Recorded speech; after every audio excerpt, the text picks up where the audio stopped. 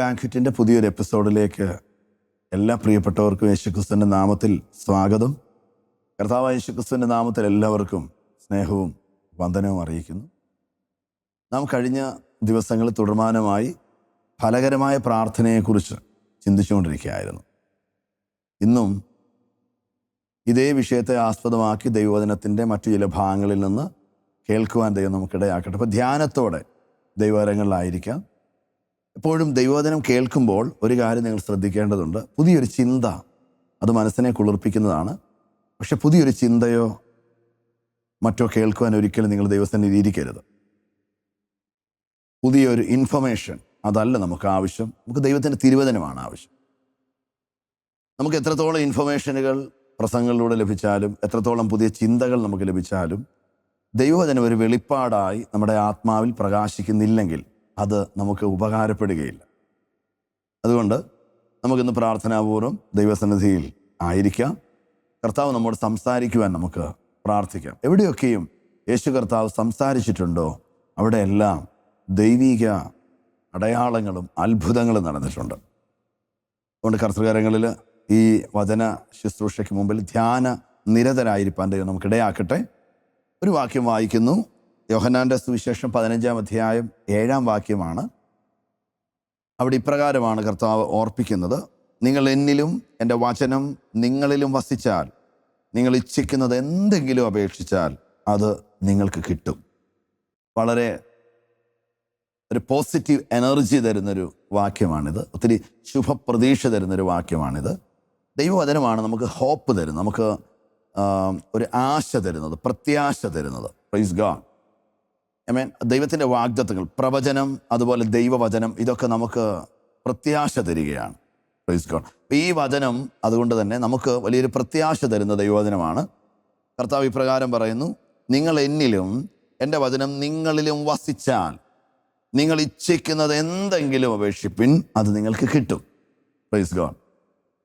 ഈ വാക്യമാണ് നമ്മൾ ഇന്ന് അല്പനേരം പഠിക്കുന്നത്. ഈ വാക്യവും ഇതിൻ്റെ സാധ്യതകളുമാണ് നമ്മൾ പഠിക്കുന്നത്.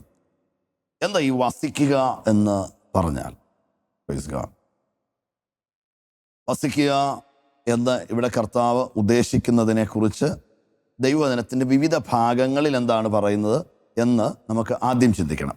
എല്ലാ ദൈവവചന ഭാഗങ്ങളിലൂടെയും കടന്നു പോകുവാൻ നമുക്ക് സമയം അനുവദിക്കാത്തത് കൊണ്ട് ചുരുക്കം ചില ദൈവവചന ഭാഗങ്ങളിലേക്ക് നമുക്ക് നമ്മുടെ ശ്രദ്ധയെ തിരിക്കാം. യോഹന്നാൻ അപ്പസ്തലനാണ് കർത്താവായ യേശുക്രിസ്തു വസിക്കുക എന്നുള്ളൊരു വാക്ക് പറഞ്ഞതിനെക്കുറിച്ച് വിവിധ ഇടങ്ങളിൽ പ്രതിപാദിച്ചിരിക്കുന്നു. യോഹന്നാൻ്റെ സുവിശേഷത്തിൽ നമുക്കത് കാണുവാൻ കഴിയും. സമവീക്ഷണ സുവിശേഷങ്ങളിൽ നിന്ന് തികച്ചും വ്യത്യസ്തമായിട്ട് യോഹന്നാൻ്റെ സുവിശേഷം നിലകൊള്ളുകയാണ്. അപ്പോൾ ഇവിടെ എന്താണ് കർത്താവ് ഈ ഓർപ്പിക്കുന്നത്? അതിൻ്റെ അർത്ഥം എന്താണ്? അപ്പോസ്തലനായ യോഹന്നാൻ തന്നെ സുവിശേഷങ്ങളിൽ ഇത് പ്രതിപാദിക്കുമ്പോഴും ലേഖനങ്ങളിൽ താൻ ഇതിനെ അല്പം കൂടി വിശദീകരിക്കുന്നുണ്ട്. അതുകൊണ്ട് നമുക്ക് ലേഖനത്തിലെ ഒരു വാക്യം കൂടി ഈ വസിക്കുക എന്താണ് എന്നുള്ളത് സംബന്ധിച്ച് നമുക്ക് വായിക്കാം. യോഹന്നാൻ്റെ 1-ാം ലേഖനം അതിൻ്റെ 3:24. 1 യോഹന്നാൻ 3-ാം അധ്യായം 24-ാം വാക്യത്തിൽ ഇപ്രകാരമാണ് ദൈവത്തിൻ്റെ വചനം പറയുന്നത്: അവൻ്റെ കൽപ്പനകളെ പ്രമാണിക്കുന്നവൻ അവനിലും അവൻ ഇവനിലും വസിക്കുന്നു. അവൻ നമ്മിൽ വസിക്കുന്നുവെന്ന് അവൻ നമുക്ക് തന്ന ആത്മാവിനാൽ നാം അറിയുന്നു. അപ്പോൾ 2 കാര്യമാണ് അവിടെ പറയുന്നത്. ഒന്നാമത്തെ കാര്യം, അവൻ്റെ കൽപ്പനകളെ, യേശു കർത്താവിൻ്റെ കൽപ്പനകളെ പ്രമാണിക്കുന്നവൻ യേശുക്രിസ്തുവിലും യേശുക്രിസ്തു തന്നെ വിശ്വസിക്കുന്നവനിലും വസിക്കുന്നു. Praise God. അപ്പോൾ ഈ കൽപ്പന പ്രമാണിക്കുന്ന ഒരുവനിൽ ക്രിസ്തു വസിക്കുന്നു. കൊലോസ്യ ലേഖനത്തിൽ നാം ഇപ്രകാരം കണ്ടിട്ടുണ്ട്. കൊലോസ്യ ലേഖനം 2-ാം അധ്യായത്തിൽ മഹത്വത്തിൻ്റെ പ്രത്യാശയായ ക്രിസ്തു നിങ്ങളിൽ ഇരിക്കുന്നു. Praise God. ഉയർത്തെഴുന്നേറ്റ ക്രിസ്തു സ്വർഗീയ സ്ഥലങ്ങളിൽ മഹിമയുടെ വലതുഭാഗത്തിരിക്കുമ്പോൾ തന്നെ അതേ ഉദ്ധിതനായ ക്രിസ്തു അതേ അധികാരത്തോടെ നിങ്ങളിലും ഇരിക്കുന്നു. ഇത് വലിയൊരു വെളിപ്പാടാണ്.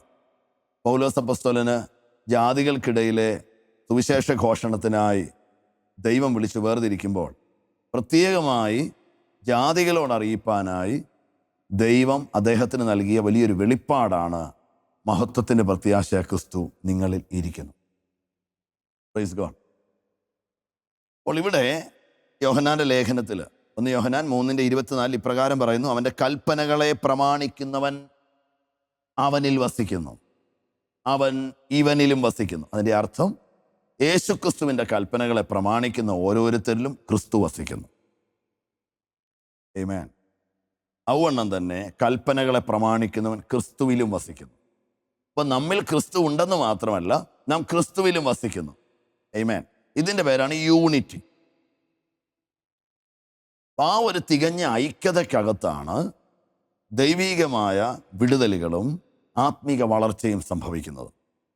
Praise God. അപ്പോഴിവിടെ ദൈവത്തിൻ്റെ തിരുവചനം ഓർപ്പിക്കുന്നു, അടുത്ത ഭാഗത്തിൽ അവൻ നമ്മിൽ വസിക്കുന്നു എന്ന് അവൻ നമുക്ക് തന്ന ആത്മാവിനാൽ നാം അറിയുന്നു. എങ്ങനെയാണ് ദൈവം എന്നിൽ വസിക്കുന്നതെന്ന് അറിയുന്നത്? അതിന് ഏക തെളിവാണ് ദൈവവചനത്തിൽ ഇവിടെ ഓർപ്പിക്കുന്നത്. അവൻ നമ്മിൽ വസിക്കുന്നു എന്ന് അവൻ നമുക്ക് തന്ന ആത്മാവിനാൽ നാം അറിയുന്നു. പരിശുദ്ധാത്മാവ് നമ്മിൽ ഉള്ളപ്പോൾ ക്രിസ്തു നമ്മിൽ വസിക്കുന്നു. മറ്റൊരു ഭാഷയിൽ പറഞ്ഞാൽ, യോഹന്നാൻ്റെ സുവിശേഷം ഇപ്രകാരം നമ്മളോട് പറയുന്നു, കർത്താവിനെ സ്നേഹിക്കുന്ന ഒരുവനിൽ, കർത്താവിൻ്റെ കൽപ്പന പ്രമാണിക്കുന്ന ഒരുവനിൽ പിതാവും പുത്രനും വന്ന് വസിക്കുമാറാകുന്നു. അപ്പോൾ നമുക്ക് ഏറ്റവും കൂടുതൽ സന്തോഷിക്കാവുന്ന ഒന്നാണ്, നാം ദൈവത്തിൻ്റെ മന്ദിരമാണ്, ദൈവത്തിൻ്റെ നാവോസാണ്. നാവോസ് എന്ന് പറഞ്ഞാൽ മന്ദിരം. നാം ദൈവത്തിൻ്റെ മന്ദിരമാണ്. ദൈവത്തിൻ്റെ ആത്മാവ് നമ്മിൽ വസിക്കുന്നു. ഒന്നുകൂടി പറഞ്ഞാൽ, ദൈവം നമ്മെ തൻ്റെ വാസസ്ഥലമാക്കിയിരിക്കുന്നു. ആമേൻ. അപ്പോൾ ആ നാവോസ് എന്നൊക്കെ പറയുമ്പോൾ, ദൈവത്തിൻ്റെ മന്ദിരം എന്ന് പറയുമ്പോൾ, നാം ദൈവത്തിൻ്റെ അതിപരിശുദ്ധ സ്ഥലമാണ് എന്നാണ് മൂലഭാഷയുടെ വിവക്ഷ. നാം ദൈവത്തിൻ്റെ അതിപരിശുദ്ധ സ്ഥലമാണ്, നമ്മിൽ ദൈവം വസിക്കുന്നു. Praise God. ഇവിടെ കർത്താവ് ഇപ്രകാരം ഓർപ്പിക്കുന്നു, അവൻ നമ്മിൽ വസിക്കുന്നുവെന്ന് അവൻ നമുക്ക് തന്ന ആത്മാവിനാൽ നാം അറിയുന്നു. അപ്പം ഇനി പരിശുദ്ധാത്മാവിനെ എന്തിനാ ദൈവം നമുക്ക് തന്നത്? എന്താ ഈ പരിശുദ്ധാത്മാവ് നമ്മുടെ മേൽ വ്യാപരിച്ചപ്പോൾ നമ്മിൽ സംഭവിച്ചത് എന്താണ്? അതുപോലെ ദൈവത്തിൻ്റെ പരിശുദ്ധാത്മാവ് നമ്മിൽ വെളിപ്പെട്ടപ്പോൾ നമുക്കൊരു കെമിക്കൽ ചേഞ്ച് വന്നിട്ടുണ്ട്. പല പ്രിയപ്പെട്ടവർ അതിനെക്കുറിച്ച് ബോധവാന്മാരല്ല. എന്താണ് ആ കെമിക്കൽ ചേഞ്ച്, ആ രാസമാറ്റം? Praise God. ഒന്നാമത്, ദൈവത്തിൻ്റെ പരിശുദ്ധാത്മ നമ്മിൽ വരുമ്പോൾ നമുക്ക് ദൈവത്തിൻ്റെ പ്രാപ്തി ദൈവം നമുക്ക് തരികയാണ്. ആമേൻ. എന്ന് പറഞ്ഞാൽ യേശു ക്രിസ്തുവിൻ്റെ അപ്രാപ്തി ദൈവം നമുക്ക് തരികയാണ്. എന്ന് പറഞ്ഞാൽ ദൈവത്തിൻ്റെ പരിശുദ്ധാത്മാവ് എൻ്റെ മേൽ വെളിപ്പെടുമ്പോൾ, എന്നിൽ വസിക്കുമ്പോൾ, ഞാൻ കർത്താവായ യേശുക്രിസ്തു ലോകത്തിൽ ആത്മപൂരിതനായി എന്തെല്ലാം ചെയ്തുവോ അത് തുടർമാനമായി ചെയ്യുവാനായി ദൈവം ആഗ്രഹിക്കും. Praise God. നിങ്ങൾ ഈ പത്രോസിൻ്റെ ലേഖനമൊക്കെ പഠിച്ചാൽ നിങ്ങൾക്ക് മനസ്സിലാവും. പത്രോസ് പറയുന്നു, നാം പിന്തുടർന്ന് പോരേണ്ടതിന് അവൻ നമുക്ക് വേണ്ടി തൻ്റെ കാൽച്ചുവടുകളെ വിട്ടേച്ചു പോയിരിക്കുന്നു. ഒന്നുകൂടി പറഞ്ഞാൽ, കർത്താവായ യേശുക്രിസ്തു നടന്ന അതേ കാൽച്ചുവടുകളിൽ കൂടി നടക്കുക. ഇതിനാണ് പരിശുദ്ധാത്മ നിറവ് നമ്മുടെ മേൽ ദൈവം തന്നിരിക്കുന്നത്. ദൈവവചനത്തിൽ അളവില്ലാതെ ദൈവം തരുന്നു എന്ന് പറയുന്ന ചില കാര്യങ്ങളുണ്ട്. അതിലേറ്റവും പ്രധാനപ്പെട്ടതാണ് പരിശുദ്ധാത്മാവ്. വചനം പറയുന്നു, അവിടുന്ന് ആത്മാവിനെ അളവ് കൂടാതെയല്ലോ പകരുന്നത്. അപ്പോൾ ദൈവത്തിൻ്റെ പരിശുദ്ധാത്മാവിന് വേണ്ടി വാഞ്ചിക്കുന്ന ഒരു ദൈവ പൈതലിന് അളവ് കൂടാതെ പരിശുദ്ധാത്മാവിനെ നൽകുമെന്ന് ദൈവത്തിന് തിരുവചനം ഓർപ്പിക്കുക. അപ്പോൾ എന്തിനാണ് ഈ അളവ് കൂടാതെ പരിശുദ്ധാത്മാവിനെ നൽകുന്നത്? നിങ്ങൾക്കറിയാമോ, ഒരാൾ അല്ലെങ്കിൽ ഒരു വ്യക്തി വീണ്ടും ജനിക്കുമ്പോൾ അന്നു മുതൽ അവൻ എപ്പോഴും ആത്മനിറവിലായിരിക്കണമെന്നും അവൻ പരിശുദ്ധാത്മ നിറവിൽ സംസാരിക്കണമെന്നും പരിശുദ്ധാത്മ നിറവിൽ പ്രതികരിക്കണമെന്നും പരിശുദ്ധാത്മ നിറവിൽ പ്രാർത്ഥിക്കണമെന്നും അവൻ്റെ ജീവിതത്തിൽ അവൻ ഒരുപക്ഷെ കർത്താവിൻ്റെ മടങ്ങിവരവിൽ എടുക്കപ്പെടുന്നെങ്കിൽ, അല്ലെങ്കിൽ അവൻ്റെ ശരീരത്തിൽ നിന്ന് പ്രാണൻ വേർപെട്ടവൻ മരിക്കുന്നെങ്കിൽ, ആ സമയം അത്രയും അവൻ ആത്മപൂരിതനായിരിക്കണമെന്നാണ് ദൈവത്തിൻ്റെ തിരുവചനം പറയുന്നത്. Praise God. ചില സഭാരാധനകളിലോ ചില സ്തുതിപ്പുകൾ അവസാനമോ ആത്മനിറവിലാകുന്ന ഒരു കാര്യത്തെക്കുറിച്ച് വചനം പറയുന്നില്ല. ദൈവവചനം ഓർപ്പിക്കുന്നു, എപ്പോഴും ആത്മാവിൽ നിറഞ്ഞിരിക്കുക. Praise God. അപ്പം അങ്ങനെയുള്ള ഒരു വ്യക്തിക്ക് മാത്രമേ ദൈവശബ്ദം കേൾക്കാൻ കഴിയത്തുള്ളൂ. അങ്ങനെയുള്ളൊരു വ്യക്തിക്ക് മാത്രമേ എപ്പോഴും കർത്താവിനെ അനുസരിക്കാൻ കഴിയത്തുള്ളൂ. അങ്ങനെയുള്ള ഒരാൾക്ക് വിശ്വസിക്കാൻ കഴിയത്തുള്ളൂ. അങ്ങനെ ആത്മനിറവിലുള്ള ഒരു വ്യക്തിക്ക് മാത്രമേ സാത്താനെ ജയിക്കാൻ കഴിയത്തുള്ളൂ. Praise God. എന്താ പരിശുദ്ധാത്മാവിന് നമ്മുടെ ജീവിതത്തിൽ ഉള്ള പ്രാധാന്യം? ഒന്നാമത്തത്, ഇത് പുത്രസ്വീകാര്യത്തിൻ്റെ ആത്മാവാണ്. ആമേൻ എന്ന് പറഞ്ഞാൽ ദ സ്പിരിറ്റ് ഓഫ് സൺഷിപ്പ്, പുത്രത്വത്തിൻ്റെ ആത്മാവ്. ദൈവത്തിനൊരു പുത്രനേ ഉള്ളൂ, അത് യേശുക്രിസ്തുവാണ്. അപ്പോൾ ദൈവത്തിനൊരു പുത്രനേ ഉള്ളൂ. ദൈവത്തെ ആരെങ്കിലും അബ്ബാ എന്ന് വിളിച്ചിട്ടുണ്ടെങ്കിൽ അത് യേശുക്രിസ്തു മാത്രമാണ്. Praise God. മറ്റാർക്കും ദൈവത്തെ അബ്ബ എന്ന് വിളിക്കാൻ കഴിയത്തില്ല. ഈ അബ്ബ എന്നുള്ള പദം നിങ്ങൾ ശ്രദ്ധിച്ചിട്ടുണ്ടോ? റോമാലേഖനത്തിൽ 8-ാം അധ്യായത്തിൽ ഓർപ്പിക്കുന്നത്. അവിടെ ഇപ്രകാരമാണ് പറയുന്നത്: നാം അബ്ബാ പിതാവേ എന്ന് വിളിക്കുന്ന സ്വപുത്രൻ്റെ ആത്മാവിനെ നമ്മുടെ മേൽ ദൈവം അയച്ചു. നാം അബ്ബാ പിതാവേ എന്ന് വിളിക്കുന്ന പുത്രത്വത്തിൻ്റെ ആത്മാവിനെ എത്ര പ്രാപിച്ചത്? ഇതേ കാര്യം ഗലാത്യ ലേഖനം 4-ാം അധ്യായത്തിൽ പറയുന്നുണ്ട്. റോമാലേഖനം 8-ാം അധ്യായത്തിലും ഗലാത്യ ലേഖനം 4-ാം അധ്യായത്തിലും ഈ അബ്ബാ പിതാവേ എന്ന ഒരു ഫ്രൈസ് ഉപയോഗിക്കുന്നുണ്ട്. ആമേൻ. എന്താ അതിൻ്റെ അർത്ഥം? ഈ യഹൂദന്മാരുടെ കൾച്ചർ അനുസരിച്ച് അവരെല്ലാവരെയും അബ്ബാ എന്ന് വിളിക്കത്തില്ല. ആമേൻ. സ്വന്തം അപ്പനെ മാത്രം അവരപ്പാ എന്ന് വിളിക്കും. എന്ന് പറഞ്ഞാൽ ഒരു പുരുഷന്റെ സ്വന്തം രക്തത്തിൽ നിന്നുള്ള മകന് മാത്രമേ ആ പുരുഷനെ അബ്ബ എന്ന് വിളിക്കാൻ അനുവാദമുള്ളൂ. മറ്റാരെയും ഒരു അബ്ബ എന്നുള്ള പദത്തിൽ അവരഭിസംബോധന ചെയ്യത്തില്ല. ഇതിരിക്കെയാണ് യഹൂദ പശ്ചാത്തലത്തിൽ എഴുതപ്പെട്ട തിരുവചനത്തിൽ ഓർപ്പിക്കുന്നത്, നാം അബ്ബാ പിതാവേ എന്ന് വിളിക്കപ്പെടുന്ന അല്ലെങ്കിൽ എന്ന് വിളിക്കുന്ന പുത്രത്വത്തിൻ്റെ ആത്മാവിനെ എത്ര പ്രാപിച്ചിരിക്കുന്നത്? എന്താ ഇതിൻ്റെ അർത്ഥം? പിതാവായ ദൈവത്തെ പിതാവേ അഥവാ അബ്ബ എന്ന് വിളിക്കുന്ന ഒരാളേ ഉള്ളൂ, അത് യേശുക്രിസ്തുവാണ്. അത് നമ്മൾ മുമ്പേ ചിന്തിച്ചു. കർത്താവായ യേശുക്രിസ്തു തന്നെ നാം സ്വീകരിക്കുമ്പോൾ കർത്താവ് തൻ്റെ പുത്രത്വത്തിൻ്റെ പദവി നമുക്കും വീതിച്ചു തരികയാണ്. എന്ന് പറഞ്ഞാൽ യേശുക്രിസ്തു പിതാവിനെ അബ്ബ എന്ന് വിളിക്കുന്ന അതേ അളവിൽ നമുക്കും പിതാവിനെ അബ്ബ എന്ന് വിളിക്കുവാൻ തക്കവണ്ണമുള്ള ആ പുത്രത്വത്തിൻ്റെ പദവി ദൈവം നമുക്ക് നൽകിയിരിക്കുക. Praise God. ഇത് വളരെ മനോഹരമായ ഒരു ധ്യാനമാണ്. കർത്താവ് നമ്മോട് പറയുന്നത് സുവിശേഷങ്ങളിൽ നമുക്ക് കാണാം, ഞാൻ ഇരിക്കുന്ന ഇടത്ത് നിങ്ങളെയും ഇരുത്തേണ്ടതിന് ഞാൻ പിന്നെയും വന്ന് നിങ്ങളെ ചേർത്തുകൊള്ളും എന്നാണ്. ഒന്നുകൂടി പറഞ്ഞാൽ, കർത്താവായ യേശുക്രിസ്തു തൻ്റെ പുത്രത്വത്തിൻ്റെ അതേ പദവി നമുക്കും നൽകിയിരിക്കുന്നു എന്ന് ദൈവത്തിൻ്റെ വചനം ഓർപ്പിക്കുക. ഈ പലരും മനസ്സിലാക്കാതെ പോകുന്നൊരു കാര്യമുണ്ട്. അത് ഒരുവൻ വീണ്ടും ജനിച്ചാൽ, ഒരു വ്യക്തി കർത്താവായ യേശുക്രിസ്തുവിനെ സ്വീകരിച്ചു, ഒരു പാപി മാനസാന്തരപ്പെട്ടു, ശേഷം അവൻ വീണ്ടും ജനിക്കുമ്പോൾ പാപി എന്നുള്ള അവൻ്റെ പദവി എന്നേക്കുമായി തീർന്നിട്ട് ഒരു ദൈവഭക്തൻ എന്ന പദവിയിലേക്ക് അവൻ ഉയർത്തപ്പെടുകയാണ്. അല്ല, ദൈവ മകൻ എന്നുള്ള പദവിയിലേക്ക് അവൻ ഉയർത്തപ്പെടുകയാണ്. Praise God. ഞാൻ ഒരിക്കൽ കൂടി പറയുന്നു, ഞാനോ നിങ്ങളോ വീണ്ടും ജനിക്കുമ്പോൾ ഒരു പാപി എന്നുള്ള അവസ്ഥയിൽ നിന്ന് ദൈവ പൈതൽ എന്നുള്ള ദൈവ മകൻ എന്നുള്ള ഒരു പദവിയിലേക്ക് എന്നേക്കുമായി ആ വ്യക്തി ഉയർത്തപ്പെടുകയാണ്. Praise God.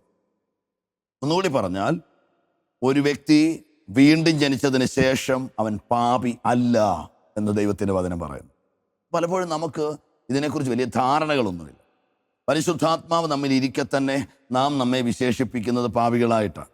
എന്നാൽ ദൈവത്തിൻ്റെ തിരുവചനം പറയുന്നു, നാം പാപം സംബന്ധിച്ച് മരിച്ച് നീതിക്ക് ജീവിക്കേണ്ടതിന് അവൻ തൻ്റെ ശരീരത്തിൽ നമ്മുടെ പാപങ്ങളെ ചുമന്നുകൊണ്ട് ക്രൂശിന്മേൽ കയറി. അവിടുത്തെ അടിപ്പിണരുകളാൽ നമുക്ക് സൗഖ്യം വന്നുമിരിക്കുന്നു.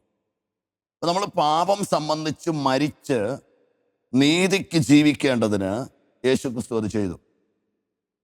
അതുകൊണ്ട് കർത്താവായ യേശുക്രിസ്തുവിനെ രക്ഷിതാവും കർത്താവുമായി സ്വീകരിച്ചവരോട് ഞാൻ പറയുവാൻ ആഗ്രഹിക്കുന്നു, നിങ്ങൾ പാപികളല്ല. നിങ്ങൾ ഒരിക്കൽ പാപികളായിരുന്നു, പക്ഷെ നിങ്ങൾ പാപം സംബന്ധിച്ച് മരിച്ചവരാണ്. നിങ്ങൾ ഇന്ന് ദൈവമക്കൾ എന്ന പദവിയിൽ ഉയർത്തപ്പെട്ടവരാണ്. ആമേൻ. ആ പദവിയിലേക്ക് നിങ്ങൾ കടന്നു വന്നത് വീണ്ടും ജനനത്തിലൂടെയാണ്. അപ്പോൾ നിങ്ങൾ യേശുവിനെ കർത്താവിന് രക്ഷിതാവുമായി സ്വീകരിക്കുമ്പോൾ, നിങ്ങൾ വീണ്ടും ജനന അനുഭവം പ്രാപിക്കുമ്പോൾ, സ്വർഗം ജീവപുസ്തകത്തിൽ നിങ്ങളുടെ പേരെഴുതുമ്പോൾ ഇപ്രകാരം ഡിക്ലെയർ ചെയ്യുന്നു: ഈ വ്യക്തി സ്വർഗത്തിൽ ജനിച്ചവനാണ്, അതോ ഉയരത്തിൽ ജനിച്ചവനാണ്, അവൻ പാപിയല്ല. Praise God. നമ്മിൽ പാപ സ്വഭാവം ഉണ്ടായിരിക്കാം, നമ്മിൽ പാപപ്രകൃതി ഉണ്ടായിരിക്കാം, നാം വീണ്ടും അറിഞ്ഞോ അറിയാതെയോ പാപത്തിൽ അകപ്പെട്ടേക്കാം. പക്ഷെ പാപിയെന്നുള്ള അവസ്ഥയിൽ നിന്ന് ദൈവപൈതലെന്നുള്ള ആ വലിയ ഒരു അനുഭവത്തിലേക്ക് ഒരുവൻ പ്രൊമോട്ട് ചെയ്യപ്പെടുക. ആമേൻ. ഇതിൻ്റെ പേരാണ് രക്ഷാനുഭവം എന്ന് പറയുന്നത്. Praise God. ഹല്ലേലൂയ. അപ്പം അതിന് നമ്മിൽ കാരണമാക്കുന്നത് പരിശുദ്ധാത്മാവാണ്. പരിശുദ്ധാത്മാവ്, പുത്രസ്വീകാര്യത്തിൻ്റെ ആത്മാവ്. അപ്പോൾ പരിശുദ്ധാത്മാവ് എൻ്റെ മേൽ വരുമ്പോൾ അപ്പോൾ മുതൽ ദൈവം എൻ്റെ പിതാവാണ്. ഇവിടെ യോഹന്നാൻ ഇപ്രകാരമാണ് ഓർപ്പിക്കുന്നത്: അവൻ്റെ കൽപ്പനകളെ പ്രമാണിക്കുന്നവൻ അവനിലും അവൻ ഇവനിലും വസിക്കുന്നു, അവൻ നമ്മിൽ വസിക്കുന്നുവെന്ന് അവൻ നമുക്ക് തന്ന ആത്മാവിനാൽ നാം അറിയുന്നു. ദൈവം എന്നിൽ വസിക്കുന്നു. ദൈവം പാപിയിൽ വസിക്കത്തില്ല. ആമേൻ. നാം ദൈവത്തിൻ്റെ മന്ദിരമാണ്. ദൈവത്തിന് ഒരിക്കലും ഒരു പാപിയിൽ വസിക്കാൻ കഴിയത്തില്ല. എന്നാൽ ഞാൻ പാപം സംബന്ധിച്ച് മരിച്ചു. റോമാലേഖനം 6-ാം അധ്യായം 3-4 വാക്യങ്ങളെല്ലാം നമ്മൾ പഠിക്കുമ്പോൾ നമുക്ക് മനസ്സിലാകും, നാം പാപം സംബന്ധിച്ച് മരിച്ചവരാണ്. ഏത് പാപം? നമ്മുടെ പാപം സംബന്ധിച്ചെന്നല്ല ഇവിടെ എഴുതിയിരിക്കുന്നത്. റോമാലേഖനം 5-ാം അധ്യായം ആദത്തിൻ്റെ പാപത്തെക്കുറിച്ചും യേശുക്രിസ്തുവിൻ്റെ നീതിയെക്കുറിച്ചുമാണ് പറയുന്നത്. ആദത്തിൻ്റെ അനുസരണക്കേടിനെ കുറിച്ചും യേശുക്രിസ്തുവിനുള്ള അനുസരണത്തെക്കുറിച്ചുമാണ് പറയുന്നത്. Praise God. അതിനുശേഷമായി 6-ാം അധ്യായത്തിൽ ഇപ്രകാരം പറയുന്നു: നാം ആദാമ്യ പാപം സംബന്ധിച്ച് മരിച്ചു, യേശുക്രിസ്തുവിൻ്റെ നീതിയിൽ ജീവിക്കേണ്ടതിന് നാം അവനോടുകൂടി ഉയർത്തെഴുന്നേറ്റു. അപ്പോൾ നമ്മൾ പാപം സംബന്ധിച്ച് മരിച്ചവരാണ്, നമ്മൾ പാപികളല്ല. ഇന്ന് എന്നെ കേൾക്കുന്ന പ്രിയപ്പെട്ടവർ, സന്തോഷത്തോടെ നിങ്ങളായിരിക്കുന്ന ഇടങ്ങളിൽ ഉറക്കെ പറയുക, അല്ലെങ്കിൽ ദൈവത്തെ മഹത്വപ്പെടുത്തുക: നിങ്ങൾ പാപിയല്ല. കർത്താവായ യേശുക്രിസ്തുവിനെ രക്ഷിതാവും കർത്താവുമായി സ്വീകരിച്ചവൻ ദൈവ പൈതലാണ്. ആമേൻ. ഒരുവൻ പാപിയെങ്കിൽ അവൻ ലോകക്കാരനാണ്, അവൻ ലോകത്തിലാണ്. ലോകത്തിൻ്റെ അധിപതിയായ, അല്ലെങ്കിൽ ഈ ലോകത്തിൻ്റെ, ഈ യുഗത്തിൻ്റെ അധിപതിയായ സാത്താൻ അവൻ്റെ മേൽ അധികാരമുണ്ട്. എന്നാൽ നാം ലോകക്കാരല്ല, നാം പാപികളല്ല, മറിച്ച് നാം ദൈവമക്കളാണ്. Praise God. നാം ഒരു പക്ഷേ പാപത്തിൽ അകപ്പെട്ടാൽ പോലും മനഃപൂർവ്വമായി അനുതാപത്തോടെ ഏറ്റുപറയുമ്പോൾ ഒരു ദൈവ പൈതൽ എന്നുള്ള പദവി നഷ്ടപ്പെടാതെ തന്നെ നമ്മോട് ക്ഷമിച്ച് വീണ്ടും ആ പുത്രത്വത്തിനകത്ത് നമ്മെ നിലനിർത്തുവാൻ ദൈവം ആഗ്രഹിക്കുകയാണ്. Praise God. ഹല്ലേലൂയ. ഇപ്പോൾ പരിശുദ്ധാത്മാവിനെ കുറിച്ചാണ് നമ്മൾ ഇപ്പോൾ ശ്രദ്ധിച്ചത്. യോഹന്നാൻ്റെ സുവിശേഷത്തിൽ നമ്മൾ ഇങ്ങനെ കേട്ടു: നിങ്ങൾ എന്നിലും എൻ്റെ വചനം നിങ്ങളിലും വസിച്ചാൽ നിങ്ങൾ ഇച്ഛിക്കുന്നത് എന്തും അപേക്ഷിപ്പിൻ, എന്നാൽ നിങ്ങൾക്കത് കിട്ടും. അപ്പോൾ ഈ ആഗ്രഹിക്കുന്നത് എന്തും നിങ്ങൾക്ക് ലഭിക്കുമെന്ന് പറയുമ്പോൾ എങ്ങനെയാണ് കർത്താവിൽ വസിക്കുന്നത്, കർത്താവ് എന്നിൽ വസിക്കുന്നത്? അതാണ് നമ്മൾ യോഹന്നാൻ്റെ 1-ാം ലേഖനത്തിൽ 3:24 വായിച്ചത്. ആമേൻ. പരിശുദ്ധാത്മാവിലൂടെ നമുക്കതറിയാം. നമ്മുടെ മേൽ പരിശുദ്ധാത്മാവ് ഉണ്ടെങ്കിൽ ഞാൻ കർത്താവിലും കർത്താവ് എന്നിലുമാണ്. അങ്ങനെയുള്ളവൻ എന്ത് ചോദിച്ചാലും അവൻ ദൈവനാമ മഹത്വത്തിന് വേണ്ടിയേ ചോദിക്കൂ, അത് തരാമെന്ന് കർത്താവ് പറയുന്നു. എന്നെ കേൾക്കുന്ന നിങ്ങൾ ഈ തിരുവചന ഭാഗത്തെ വീണ്ടും ധ്യാനിക്കണം. അതിനുശേഷമായി നിങ്ങൾ എത്ര പേർ ധൈര്യത്തോടെ പ്രാർത്ഥിക്കാൻ പ്രാപ്തരാകും? പിതാവേ, അവിടുത്തെ പുത്രൻ ഞങ്ങളോട് പറഞ്ഞ തിരുവചനത്തിൽ ഇവണ്ണം എഴുതിയിരിക്കുന്നു: എൻ്റെ വചനം നിങ്ങളിലും നിങ്ങൾ എന്നിലും വസിച്ചാൽ ഇഷ്ടമുള്ളത് ചോദിക്കുക, ഞാൻ നിങ്ങൾക്ക് നൽകാമെന്ന്. അതുകൊണ്ട് ദൈവനാമത്തിൻ്റെ മഹത്വത്തിന് വേണ്ടി, ദൈവരാജ്യത്തിൻ്റെ പുകഴ്ചയ്ക്കായിട്ട് ഞങ്ങൾ ഇന്നത് ചോദിക്കുന്നു എന്ന് പ്രാർത്ഥിക്കുവാൻ നിങ്ങൾ എത്ര പേർ ധൈര്യപ്പെടും? അങ്ങനെ പ്രാർത്ഥിച്ചിട്ടുള്ളവരെല്ലാം വലിയ വിടുതലുകളെ കണ്ടിട്ടുണ്ട്. അങ്ങനെ പ്രാർത്ഥിക്കാൻ ധൈര്യപ്പെട്ടവരാണ് ക്രിസ്തീയ ചരിത്രത്തിൻ്റെ ഗോഡ്സ് ജനറൽസ്. Praise God. അവരെ ദൈവം ശക്തമായി ഉപയോഗിച്ചു. അവരാരും ചിന്തിക്കാത്തത് ചിന്തിച്ചു, ആരും പറയാത്തത് പറഞ്ഞു, ആരും ചെയ്യാത്തത് അവർ ചെയ്തു. അവരൊരു കാലഘട്ടത്തിൽ ദൈവത്തിൻ്റെ ശബ്ദമായിരുന്നു. അങ്ങനെ ഈ കാലഘട്ടത്തിലും ദൈവത്തിൻ്റെ ശബ്ദമാകുവാൻ, ദൈവത്തിൻ്റെ ഹൃദയം വഹിക്കുന്നവരാകുവാൻ കർത്താവ് നമ്മെ തിരഞ്ഞെടുത്തിരിക്കുക. Praise God. ഇതുകൊണ്ടാണ് കർത്താവ് പറയുന്നത്, വിളക്ക് കൊളുത്തി ആരും അത് പറയിൻ കീഴിൽ വെക്കുകയല്ല, മറിച്ച് തണ്ടിന്മേൽ കൊളുത്തി വെക്കുക അത്രേ ചെയ്യുന്നത്. യേശു പറയുന്നു, മലമേലിരിക്കുന്ന പട്ടണം മറഞ്ഞിരിക്കാൻ പാടുള്ളതല്ല. Praise God. മലമേലിരിക്കുന്ന പട്ടണം ഒരിക്കലും മറഞ്ഞിരിക്കാൻ പാടുള്ളതല്ല. അതിൻ്റെ അർത്ഥം നമ്മുടെ വെളിച്ചം, നമ്മിലുള്ള കർത്താവിനെ മറ്റുള്ളവരറിയണം. നമ്മുടെ ചുറ്റുപാടുകളിൽ, നമ്മുടെ ഈ ജീവിത കാലയളവിൽ നാം ദൈവത്തിൻ്റെ മക്കളെന്ന്, ദൈവം നമ്മിൽ വസിക്കുന്നുവെന്ന് മറ്റുള്ളവർ തിരിച്ചറിയുവാൻ തക്കവണ്ണം ഇടയായിത്തീരണം. Praise God, hallelujah. അപ്പോൾ ഇങ്ങനെ പരിശുദ്ധാത്മാവിനെ പ്രാപിച്ചൊരു വ്യക്തി എന്തു പ്രാർത്ഥിച്ചാലും ലഭിക്കും. ആമേൻ. ഇത് കർത്താവ് നമുക്ക് തരുന്ന ഉറപ്പാണ്.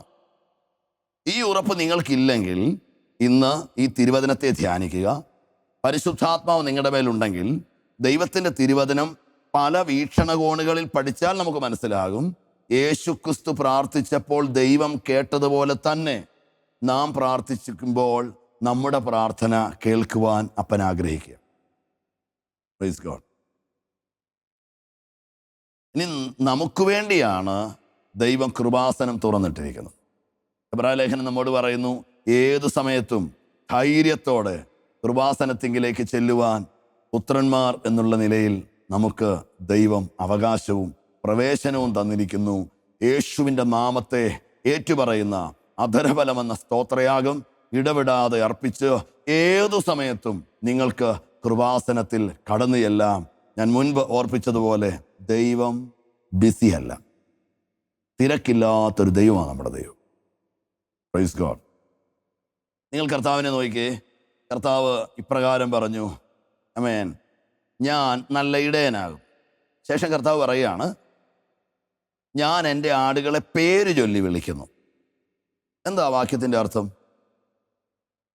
പേര് ചൊല്ലി വിളിക്കുക എന്ന് പറഞ്ഞാൽ അതിൻ്റെ അർത്ഥം പേരറിയുന്നത് വ്യക്തിപരമായി ഓരോരുത്തരെ അറിയുന്നത് കൊണ്ടാണ്. 100 ആടുകളെ ഒന്നിച്ച് മേയ്ക്കുന്ന ഇടയനല്ല യേശു, മറിച്ച് ഓരോരുത്തരെയും മേയ്ക്കുന്നവനാണ്. Praise God. അതിൻ്റെ അർത്ഥം കർത്താവായ യേശു ക്രിസ്തു നമ്മെ വ്യക്തിപരമായി അറിയുന്നു. നാം നമ്മെ അറിഞ്ഞിരിക്കുന്നതിനേക്കാൾ കൂടുതൽ കർത്താവ് നമ്മെ അറിയുന്നു. Praise God. അപ്പോൾ ആ വലിയൊരു തിരിച്ചറിവിൽ നമുക്ക് സന്തോഷിക്കാം. ഇങ്ങനെ ആത്മനിറവുള്ളവൻ പ്രാർത്ഥിച്ചാൽ എന്ത് ലഭിക്കും എന്നുള്ള തിരുവചനത്തിൽ നമുക്ക് ആശ്രയിക്കാം. നമുക്ക് ഒരു നിമിഷം പ്രാർത്ഥിക്കാം. കർത്താവിൻ്റെ കരങ്ങളിൽ നമുക്ക് നമ്മെ ഏൽപ്പിക്കാം. വിശ്വാസത്തോടു കൂടിയ പ്രാർത്ഥന, ഞാൻ ദൈവ പൈതലാണെന്നുള്ള തിരിച്ചറിവിലുള്ള പ്രാർത്ഥന. എന്നെ എൻ്റെ പിതാവ് കേൾക്കുമെന്നും ഞാൻ ചോദിക്കുന്നതൊക്കെ തരുമെന്നുള്ള ഉറപ്പിൽ നിന്നുള്ള പ്രാർത്ഥന, അത് നമ്മുടെ ഹൃദയത്തിൽ നിന്ന് വെളിപ്പെടട്ടെ. നിങ്ങളായിരിക്കുന്ന ഇടത്ത് ഒരു നിമിഷം നമുക്ക് പ്രാർത്ഥനാപൂർവമായിരിക്കാമല്ലോ. നമുക്ക് കണ്ണടയ്ക്കാം, കർത്താവിൻ്റെ സന്നിധിയിൽ ഏൽപ്പിക്കാം. Praise God. പ്രിയ പിതാവേ, അവിടുത്തെ പുത്രനായ യേശുക്രിസ്തുവിൻ്റെ നാമത്തിൽ ഞങ്ങൾ അടുത്തു വരുന്നു. ഞങ്ങൾക്ക് തന്നിരിക്കുന്ന ഭാഗ്യകരമായ പ്രത്യാശയ്ക്കായി ഞങ്ങൾ അങ്ങയെ സ്തുതിക്കുന്നു. കർത്താവേ, ഞങ്ങൾ ഒരിക്കൽ പാപികളായിരുന്നു. എന്നാൽ പിതാവേ, അവിടുന്ന് അവിടുത്തെ വലിയ സ്നേഹത്താൽ ഞങ്ങളെ പാപികളെന്നുള്ള നിലവാരത്തിൽ നിന്ന് ഒരു ദൈവ പൈതൽ എന്നുള്ള പദവിയിലേക്ക് ഉയർത്തിയതിനായി ഞങ്ങൾ അങ്ങയെ സ്തുതിക്കുന്നു. ഞങ്ങൾ ഒരിക്കലും പാപികളല്ലെന്നും ഞങ്ങൾ ദൈവമക്കളാണെന്നും ഞങ്ങൾ ഇന്ന് ഏറ്റുപറയും. അപ്പാ, അവിടുത്തെ വചനത്തിൽ പറഞ്ഞിരിക്കുന്നത് പോലെ അങ്ങയുടെ വചനം ഞങ്ങളിലും ഞങ്ങൾ അങ്ങിലും വസിക്കുമ്പോൾ ഇഷ്ടമുള്ളതൊക്കെയും ചോദിച്ചു കൊള്ളുക തരുവിനെന്ന് പറഞ്ഞ ഞങ്ങളുടെ അപ്പന് ഞങ്ങളോടുള്ള വലിയ കരുണയ്ക്കായി സ്തോത്രം, വലിയ സ്നേഹത്തിനായി സ്തോത്രം. ആ സ്നേഹത്തെ തിരിച്ചറിയുവാൻ, ഞങ്ങളുടെ ജീവിതത്തിൽ അങ്ങയുടെ കരുതലുകളെ പ്രാപിപ്പാൻ സ്വർഗം ഞങ്ങളെ ഒരുക്കണമേ. ഈ ദൈവവചനം കേൾക്കുന്ന സകലരെയും പിതൃപുത്ര പരിശുദ്ധാത്മാവിൻ്റെ നാമത്തിൽ അനുഗ്രഹിച്ച് പ്രാർത്ഥിക്കുന്നു. വലിയ അത്ഭുതങ്ങളെ ചെയ്യണം, യേശുക്രിസ്തുവിൻ നാമത്തിൽ തന്നെ. ആമേൻ. കർത്താവ് നമ്മെ അനുഗ്രഹിക്കട്ടെ. ദൈവത്തിൻ്റെ കൃപ കൂടെ ഇരിക്കട്ടെ. Love you all. God bless you.